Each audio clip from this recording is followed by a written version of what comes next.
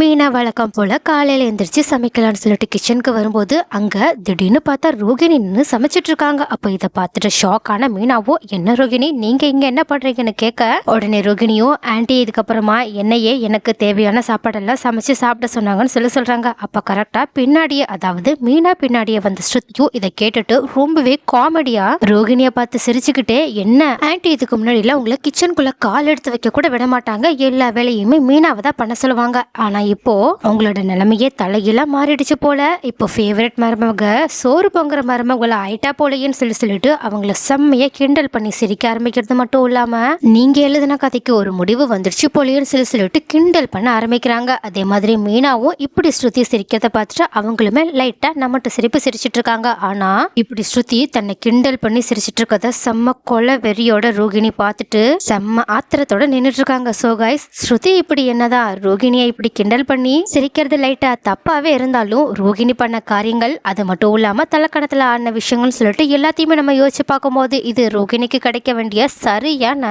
தண்டனை தான் நீங்க நினைக்கிறீங்களா என்ன? அது மட்டும் இல்லாம இப்படி ரோகிணி கொலை வெறியோட ஸ்ருதியை பார்த்து மறைக்கிறத பார்த்தா அவங்க ஸ்ருதிக்கு ஏதாவது ஒரு மிகப்பெரிய ஆப்ப பின்னாடி வச்சு விட்டுருவாங்களா என்ன? அடுத்து ரோகிணி என்ன பண்ண வாய்ப்புகள் இருக்கு? இதுல உங்களோட கருத்துக்கள் என்னன்ற எல்லா விஷயத்தையுமே கமெண்ட்ல சொல்லுங்க.